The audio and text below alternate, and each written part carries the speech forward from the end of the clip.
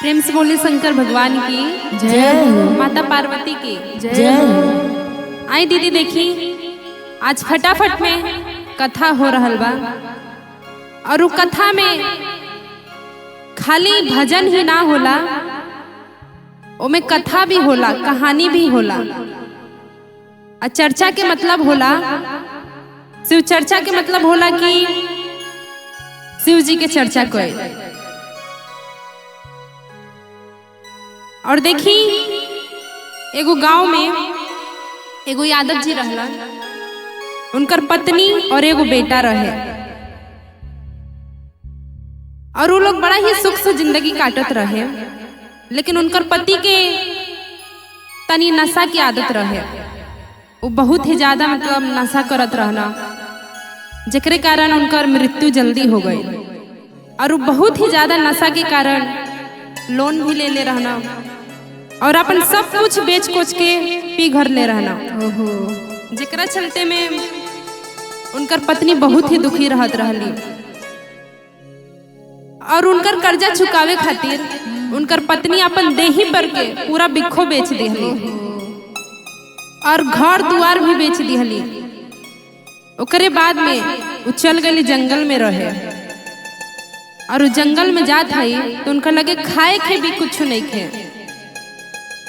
तो उनका लड़का छोटी चुकी रहे, ओकरा भूख लागल बा, कहता हे माई हमरा भूख लागल बा, कुछ खाए के दे दे तो माई जात हई पूरा जंगल में छान मारत हई, कुछ नहीं खे मिलत। फिर महादेव जी भौरी लगावतनी त माई ओजा जात हई, कहत हई हे बाबा तनी धूगो भौरिया दे देती तो हमार बबुआ के पेटवा भर जाए। तो महादेव जी कहत हई काहे नहीं दे, बिल्कुल दे। तो फिर उनमें से महादेव जी दूगो भौरी उठा के देत हई और वो भौरी ले जात हई और एगो अपने खात हई, एगो अपने बेटा के खियावत हई। जय हो। जैसे तैसे कह के वो रात तो उनकर कट गए। हाँ। फिर अगले सुबह में बेटा के भूख लागता, कहता हे माई हमरा बहुत जोर के भूख लागल बा, तनी जैतू और बाबा से फिर से भौरिया मांग के ले आई तू। तो माई गईली, कहली ए बाबा हमार बेटा के भूख लागल बा, तनी भौरिया फिर से दे देती तो हमार बेटा के तनी पेटवा भर जाए। तो भोलेनाथ जी कहत हई काहे ना कोनो काम धंधा कर लेत हऊ। तो कहत हई हे बाबा हम का काम धंधा करी, हमार पति के तो स्वर्गवास हो गई और हम इतना दुख कटनी, हमार देही पर के पूरा बिखो बिछ गए, घर दुआर भी नहीं खे हमार लगे रहे के। तो बाबा जी कहत नहीं चला कोनो बात नहीं, ला हई 4 गो भौरी, एगो तू खा लिह, एगो अपन बेटा के खिया दीह, आ 2 गो भौरी बाटे हई अपना अचरा में बांध ल, आ जहाँ तहरा रहे के होई वही जा ले जाके गाड़ दीह। तो जात हई जंगल से निकलत हई, देखत हई कि एगो पास में ही गांव रहे, बहुत सुंदर गांव रहे वो। तो वो सोचली कि हम यही जा रह, तो अपन बेटा के लेके जात हई। फिर वो एक जगह ही गईली और वही जा सूत गईली। सुतते से पहले का कैली, जौन भौरिया महादेव जी देले रहनी वही जा गाड़ देली। और सुबह उठत हई तो देखत हई वो तो महल अटारी सब हो गए उनकरा लग गए। ओहो जय हो। लेकिन उनकर बेटा उतना भी छोट ना रहल, तू ना समझे। फिर ओकर मन में गलत ख्याल आ गए कि हमार माई रात भर में कुल कहाँ से लैलसी है, हमार पापो नहीं खा, इतना हमनी के गरीब बानी के हमनी के तो खाए के भी नहीं खे, तो रात भर में कहाँ से महल अटारी आ गई है। तो ओकर मन में गलत सोच आ गई। वो सोचलस कहीं वो बाबा से हमार माई के चक्कर तो नहीं खे। अब उहे सोच के वो अपन मन में रख लेलस और धीरे धीरे बढ़हन हो गई। अब बढ़हन भइल, एक दिन उनकर माई शिव चर्चा में जात हई। शिव चर्चा में जात हई तो सभी लोग कहता के बहिन तहर लइकवा तो बढ़हन हो गल बा, काहे ना शादी ब्याह करत हो। तो वो कहली हाँ दीदी हमू तो ढूंढते बानी लड़की। तो फिर कुछ दिन के बाद में उनका लड़का के शादी हो गई। शादी होइले के बाद में लइका लहर में रहे कि कब हम अपने मेहरी से बतियाई, काहे खातिर बतियाई कि हम अपने माई के बारे में बता सकी। फिर शादी के भइल, जब खाना खियावल जाला कोहबर में लइका लड़की के, तो वो टाइम पे सभे के वो अलग हो गई, लड़का लड़की रहना को। तो लइकवा कहत अपन मेहरी से, हे सुनत हो? तो कहती हाँ बोली। तो कहता सब केहू के गोड़ लगिया लेकिन हमार माई के न लगिया। तो वो कहत या काहे जी ऐसन काहे अपने माई के बारे में कहत है? तो वो कहता हमार माई बहुत हरामी हिया। तो फिर ओकरे बाद में विदाई हो गई, वो लड़की अपने ससुराल में गई। माई बड़ा खुश बाड़ी कि हमार पतो ही आयल दिया, खूबे बढ़िया से स्वागत करत है। और पतो ही सबकर गोड़ लगलस, लेकिन अपने सास के ना लगलस। तो सबे के कहता कि तहार पतोहिया सबकर गोड़ लगलस है, लेकिन तहार काहे ना लगलस है? तो कहली अब्बा जाए दे, भुला गई होई, इतना काम बाटे, थक गई होई तो एकर मारे भुला गई होई। तो वो बात को वहां पे टाल देले, लेकिन उनकरा मन में रहे कि हमार पतोहिया हमार काहे ना गोड़ लगलस है। फिर एक दिन वो पूछत है, एक बात बताव, तू सबकर गोड़ लगलू है लेकिन हमार काहे ना लगलू है? तो वो कहतिया भगबू की ना बूढ़ा, तहरिए ना बेटा कहलस है कि हमार माई के गोड़ न लगी है। तो फिर वो कर माई सोचत है कि हमार बेटा ऐसा काहे कहलस है। फिर ऐसे कह के कुछ दिन बीतल। फिर एक दिन वो तो चर्चा में जाए खातिर अपने पतोहा के कहत है, ए सुनत हो तनी हमरा के 5 रुपया दे तू।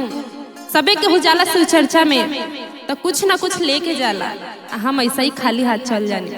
तनी हम एगो 5 रुपया वाला बिस्कुट ले जैती और वहाँ पे चढ़ा देती। तो वो कहतिया पतोहिया कि हम तहके एक दिन दे तो तू हमसे रोज रोज मंगू, हमारे लगे पैसा वैसा नहीं खे, जाओ ही तरह। तो कहती अच्छा चल कोनो बात ना, एगो नौका सड़िए दे दे हमरा के पहने के। वो कहतिया कि हम काहे के दी, तहार बेटा मना कर ले बा कि कुछ हमार माई के सामान न दी है, ना कोनो सेवा सत्कार करिए, जवन बानी सब कुछ हम तोर बानी, हमार माई कुछ नहीं खे तोर। तो कर माई के मन में बड़ा दुख लागा। वो कहतिया जब एक घर में हमार कोनो अहमियत ही नहीं थे तो हम एक घर में रह के क्या करो, हम चल जाते। एक दिन वो घर छोड़ के चल गई।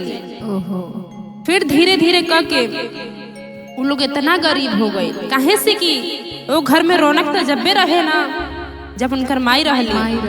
अब तो माई चल गई और जा करके एगो मंदिर रहे वहाँ रहत रहली।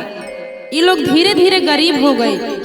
फिर एक दिन भीख मांगत रहे, भीख मांगत मांगत वोजा पहुँच गई ना लोग जहाँ उनकर माई रहली। तो उनकर माई देख के हैरान हो गई, अरे हमार बेटा की क्या हालत हो गई। तो करे बाद में पूछत है, हे बेटा ये कवन दिन आ गई हो, हम रहनी इतना सुखी सुखी जीवन बीतत रहे, आज ऐसा कवन कारण हो गई कि तहां लोग भीख मांगे पे आ गए लो। उ कहलस, हे माई का बताई, जबले ते रहले हमनी के घर हमेशा हंसी खुशी रहत रहल, लेकिन जब से ते आ गईले हमनी के घर के रौनक ही गायब हो गए। तो बेटा कहता कि माई हमहू तो से कुछ पूछल चाहत है। तो माई कहलस, हाँ बेटा पूछ। तो कहलस, ए माई एक बात बताओ कि हमनी के तो इतना गरीब रहनी के, लेकिन ऐसा का भइल रात भर में कि महल अटारी सब आ गए, कहाँ से आए? तो माई कहली, ए बेटा वो हम कुछ ना कहनी, जवन कहनी महादेव कहनी। काहे से कि हम वही दिन भौरिया लायल रहनी, एगो तू खैला एगो हम खैनी, और जन 2 गो भौरिया बचल रहे महादेव जी कहले रहनी कि जहाँ रहिहा, जहाँ तहार मन करी रहे के ओजा गाड़ दीहा। हम उहे कैले रहनी, ओजा हमरा जहाँ मन रहे के हम वही जगह गाड़ दीहनी। तो यही के मारे वो सब महादेव की कृपा रहे कि हमनी लगे सब हो गई। तो कहता अरे माई हमरा से तो बहुते बड़का पाप हो गई, हम तो कुछ और सोच ले रहनी। वो कहतिया अरे बेटा ऐसा कोनो बात रहल तो हमरा से एक बार पूछले काहे न रहला, हम तहके बतैती का सच्चाई बाटे। यही के मारे कहल जाला पुत्र को पुत्र हो सकता लेकिन माता कब्बो को माता ना होली। तो ए भैया ए दीदी यही तरह एक कथा के समाप्ति होता। और एक बार प्रेम से बोलो साचे दरबार की जय हो, शंकर भगवान की जय हो।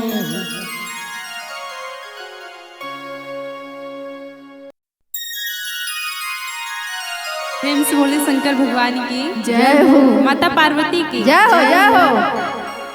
आई शिष्या सभे हम कुमकुम गुप्ता हाँ, आज आप सबके बीच में भजन तो लेके आइबे करेनी, आज एगो कथा लेके आइल बानी। हाँ, और चर्चा की शुरुआत जे कल नीलम दीदी और हरेंद्र भैया वो 3 सूत्र के ज्ञान देले रहने।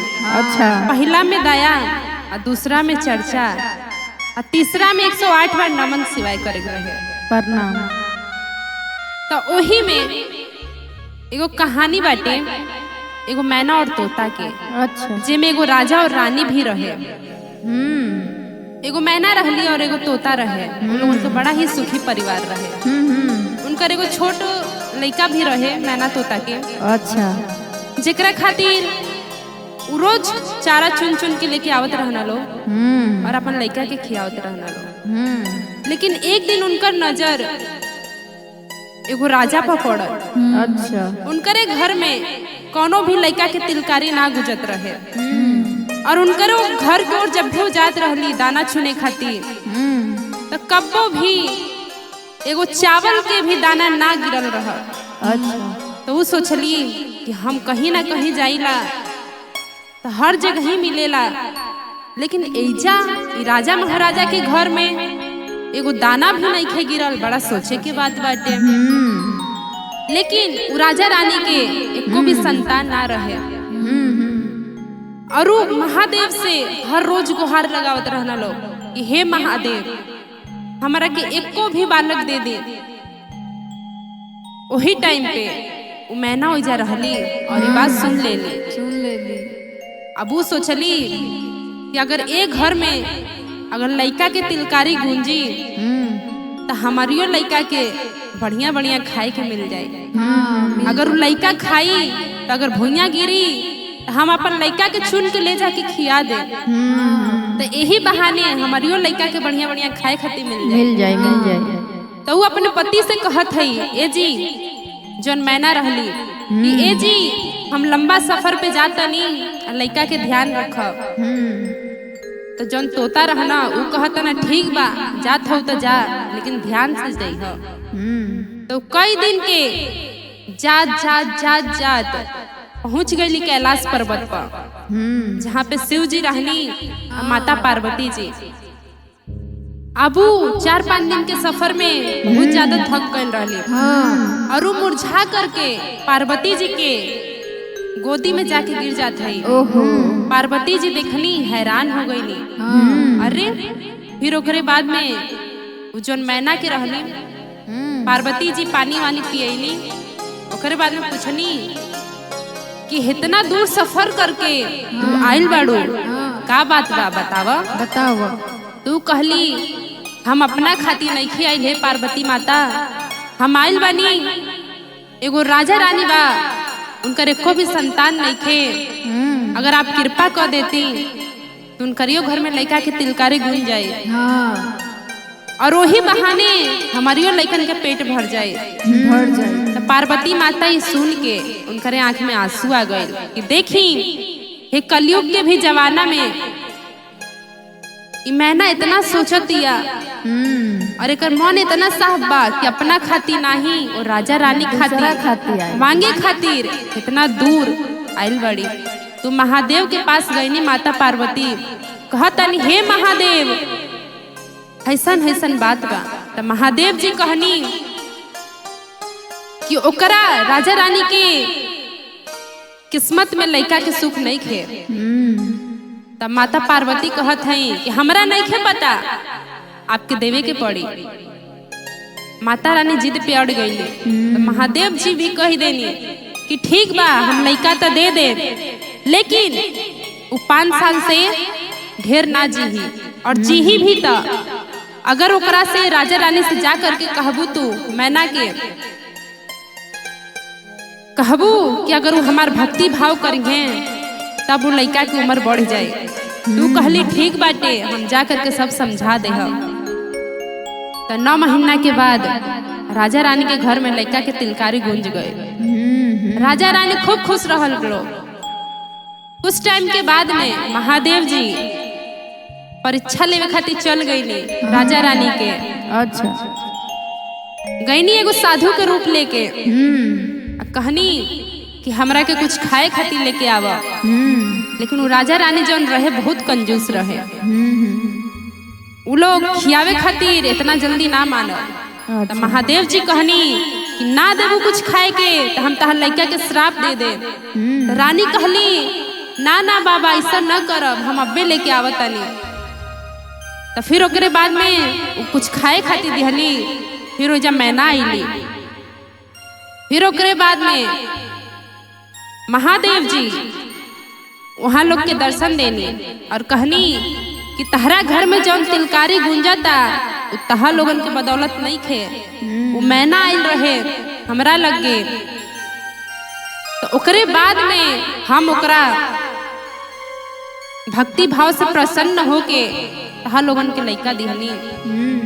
ओकरे बाद से राजा रानी खूब दान पुण्य कैल लोग, और दान पुण्य कैले के बाद में महादेव की भक्ति में रम गए रहे लोग, और हमेशा गरीब दुखी लोगन के मदद कर। यही तरह भैया कथा समाप्त होता। प्रेम से बोले शंकर भगवान की जय हो, जय हो।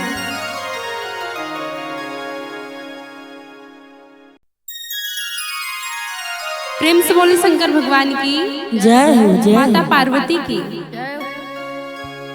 देखिए शिष्या सबे, हेलो, एगो कथा आप सबके बीच में रखा तानी। और वो कथा कैसे बा? कैसे हो? एगो रानी रहली और एगो डोम रहे। वो रानी भी महादेव के पूजा पाठ करत रहली, और वो डोम भी उतने ही लगन से महादेव के पूजा पाठ करत रहे। और रानी के फूलन के बगीचा रहे, लेकिन पंडित वो डोम जोन रहे वो हमेशा रानी के बगीचा से हमेशा फूल तोड़ तोड़ के ले जाके महादेव के पूजा पाठ करत रहे। और महारानी जी जौन रहली डोम के देख के जड़ जात रहली, कहत रहली कि नीच जात के इंसान रोज हमरे द्वार पे आके हमार द्वार अशुद्ध कर देता, हमार फूलन के बगीचा अशुद्ध कर देता। और इतना जलत रहली वो डोम से कि कहले हद से ना।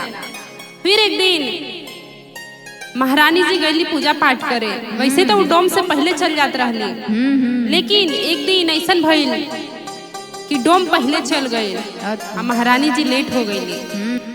और ओकरा बाद में महारानी जी देख के डोम के एकदम जर गईली और कहत हई कि मंदिर भी आके अशुद्ध कर दिहलस, नीच जात के इंसान भगवान के भी आके अशुद्ध कर दिहलस। लेकिन जब भगवान ही दुनिया बनाए में कोनो भेदभाव ना कईनी, वो डोम है वो रानी है, लेकिन अगर दोनों जाने के हाथ काटल जा तो दोनों जाने के खून एके नियन होई। जब भगवान ना भेदभाव कईनी तो इंसान के कोनो हक ना होला। नहीं है। तो वही में कहे के बा वो डोम के फिर उल्टा सीधा बोले लगली और फिर डोम चल गई और महारानी जी पानी भर भर के मंदिर धोवे लगली। और फिर वही जा महारानी फिसल के गिर गईली। फिर वो डोम के लगे आवाज गई, महारानी चिल्लात रहली माई माई कह के। डोम वापस आवता, देखा था महारानी जी गिर गई बाड़ी। तो कहता हम तो उठाइब नहीं। फिर वो राजा जी के पास में जाता, कहता हे राजा जी महारानी जी मंदिर में गिर गई बाड़ी। तो राजा जी आवत है, और महारानी जी के डॉक्टर के पास ले जात है। डॉक्टर कहता ऑपरेशन करे के पड़ी और काफी टाइम के रेस्ट लेवे के पड़ी। फिर वही बीच में डोम पूजा पाठ करे आवता कुछ दिन के बाद में। और डोम अपने मन में सोचता चला ठीक बाप तो बढ़िया भई कि यही बहाने महादेव के हम पूजा पाठ कर सकता नहीं, वरना महारानी जी रहली है तो हमेशा कुछ ना कुछ हमके उल्टा सीधा कहत रहली है। फिर ओकरा बाद में धीरे धीरे यही कह के कुछ टाइम ले चलल। ओकरे बाद दोनों जाने के बुढ़ापा आ गए। महारानी जी के मृत्यु हो गई। मृत्यु होला के बाद में चल गई भगवान जी के पास में। ओकरे बाद कुछ टाइम के बाद में कुछ दिन के बाद में डोम की भी मृत्यु हो गई। डोम भी जाता तो देखता अरे महारानी जी भी यह में बाड़ी। तो डोम कहता कि एहू जा लागत इनकरा से दूरी बना के रहे के पड़ी, ना तो फिर कहीं नीच जात बाटे हमार पीछा नहीं छोड़त, आ जाता टे जहाँ जाता नहीं। फिर यम जी रहनी उस सबकर हिसाब किताब करत रहनी के कितना पाप कैले बा के कितना पुण्य कैले बा।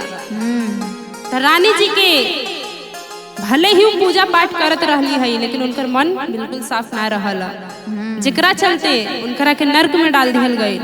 और डोम जौन रहल हमेशा भगवान के श्रद्धा से पूजा पाठ करत रहल और कभी भी केहू भी कुछ भी कह दे केहू के भी उल्टा जवाब ना देत रहल, जेकरा कारण ओकरा के स्वर्ग के प्राप्ति भई। तो कहे के भैया ए दीदी केहू के भी प्रति गलत सोच ना रखे के चाहिए। जब भगवान दुनिया बनौनी तो ऊ ना सोचनी के नीच बा के ऊंच बा, तो हमनी के भी हक ना होला कि केहू के जाति से या कोनो भी चीज से ओकरा के बड़ा या छोटा समझी जा। यही के साथ में एक कथा के विश्राम हो रहा बा। प्रेम से बोले शंकर भगवान की, जय, माता जय, पार्वती की जय।